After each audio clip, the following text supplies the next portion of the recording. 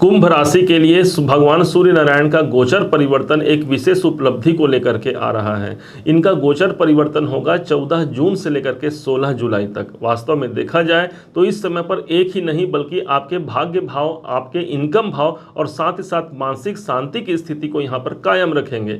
देखा जाए तो इसी समय पर एक त्रिग्रही योग का साम्राज्य भी देखने को मिलेगा। इसका प्रभाव रहेगा 14 जून से लेकर के ठीक 29 जून तक, जिसके माध्यम से हम एक सफलता के शीर्ष मुकाम तक पहुंच सकते हैं। एक ऐसा लॉजिकल उपाय भी आपको बताने जा रहे हैं जिस उपाय को करके इसी समय पर एक बहुत अच्छे श्रेष्ठ परिणाम और साथ ही साथ आर्थिक प्रगति को भी हम प्राप्त कर सकते हैं।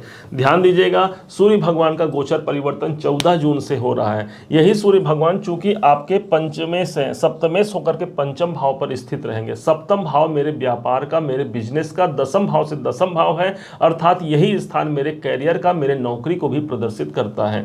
उस हिसाब से देखा जाए तो पंचम भाव मेरी कामनाओं की पूर्ति का होता है। व्यापार में, नौकरी में, कैरियर में एक जागृति आ सकती है। वहां पर मुझे सफलताएं की प्राप्ति काफी मजबूत होते हुए नजर आती है। इसका मेन कारण यह भी होगा कि जहां पर यह सूर्य भगवान स्थित है, पहले से वहां पर आपके अपने दो बड़े योग कारक ग्रह भी स्थित होंगे, जिसमें से शुक्र देव स्थित रहेंगे। शुक्र आपके भाग्य से, साथ ही साथ बुध स्थित रहेंगे। भाई बुध तो आप पंचमेश ही बनते हैं और इस कारण से यह गोचर काफी महत्वपूर्ण हो जाता है कुंभ राशि के लिए।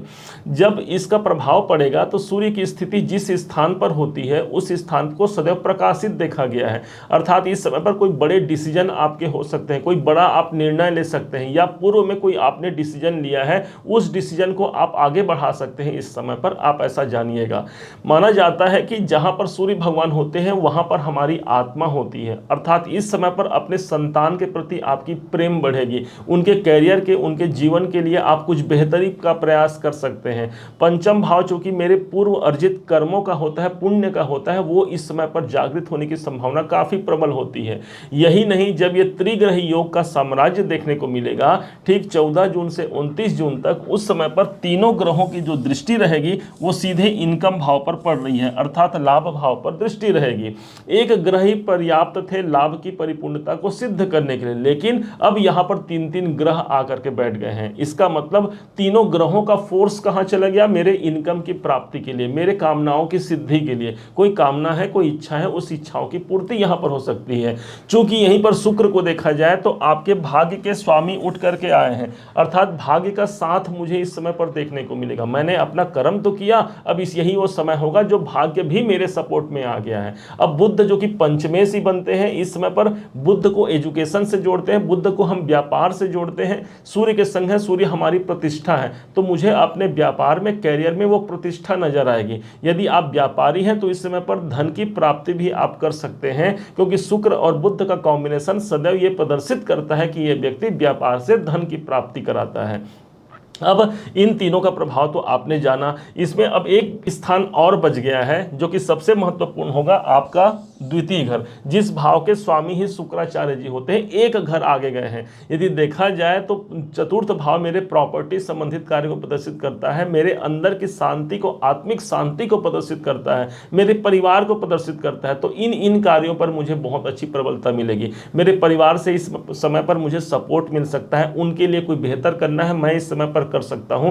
परिवार में एक मांगलिक वातावरण कायम हो सकता है, क्योंकि चतुर्थेश अपने से एक घर आगे पर है। अर्थात अगर यदि चतुर्थ भाव को लग्न बना लिया जाए तो यह ठीक धन भाव है, और इसीलिए हमने कहा कि आर्थिक दृष्टिकोण से भी कोई अशांति चल रही है मन में, उस अशांति को ये दूर करेंगे। एक शांति का वातावरण हमें निकल करके सामने आता है। प्रश्न उठता है कि कैसे हम इस समय को और बेहतर बना सकें। ध्यान दीजिएगा, आपने देखा होगा कि बहुत से लोग किन्नरों को पैसा दान देते हैं, आशीर्वाद स्वरूप उनसे पैसा बदले में ले लेते हैं। इसका मतलब ये हो गया कि बुध और शुक्र का कॉम्बिनेशन आज बना हुआ है।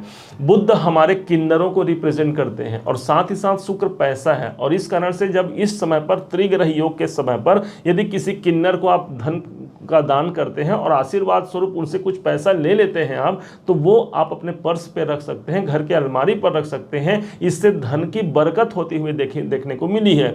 जिसके जन्म कुंडली में ये योग होता है, हम अधिकतर ज्योतिषी उन्हें यह उपाय बताते हैं। लेकिन हमारे कुंडली में हो ना हो, आज गोचर में ये योग बना हुआ है, 16 दिनों का ये योग है, उसे आप कर सकते हैं। अब दूसरा प्रश्न ये उठता है कि भाई यदि हम बाहर न जा पाए, कोई किन्नर ना मिल पाए, तो क्या करें? उस परिप्रेक्ष्य में एक घर में हमारे जो बुक है, जो पुस्तक है, उसे हम एजुकेशन से जोड़ते हैं। अर्थात एजुकेशन की बात आई, वहां पर बुद्ध आ गए। अब शुक्र की बात आई, मतलब पैसा आ गया। एक कोई बुक उठाइए जिसको आप रीडिंग कर पाते हैं, उसमें कोई पैसा नोट डाल दीजिए, 10 20 50 100 का उसमें नोट डाल दीजिए, डाल करके छोड़ दीजिए। और इसी समय पर 14 जून से 29 जून का जो समय होगा, उस पुस्तक को आप रीडिंग कीजिए, जिसके माध्यम से वो एक्टिवेट हो जाएगा। जो इस ग्रहों का कॉम्बिनेशन बना है वो हमने अपने जीवन पर ले लिया है। साथ में सूर्य बैठे हैं, अर्थात पैसे में जो मुद्रण होती है, जो चिन्ह होती है गवर्नमेंट की, वो भी उसमें आ गया। अर्थात स्त्री ग्रह योग के प्रभाव को हमने अपने जीवन में आत्मसात कर लिया। अर्थात आर्थिक बढ़ोतरी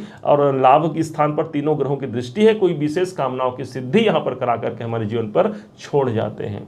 उम्मीद है आप सबने इसे समझा है, आप सबने इसे जाना है। यदि आपने इसे समझा है, जाना है, मेरे समझाने का प्रयास यदि आपको सार्थक लगा हो, मेरे समझाने का तरीका यदि आपको सार्थक लगा हो, तो हर बार की भांति इस बार भी अपना प्यार भरा लाइक और कमेंट करना मत भूलिएगा। और हाँ, यदि अभी तक आपने चैनल को सब्सक्राइब नहीं किया है, सब्सक्राइब जरूर कीजिएगा। पुनः एक बार फिर आप सभी का दिवस बहुत मंगलमय हो, इन्हीं शुभकामनाओं के साथ। जय श्री राम।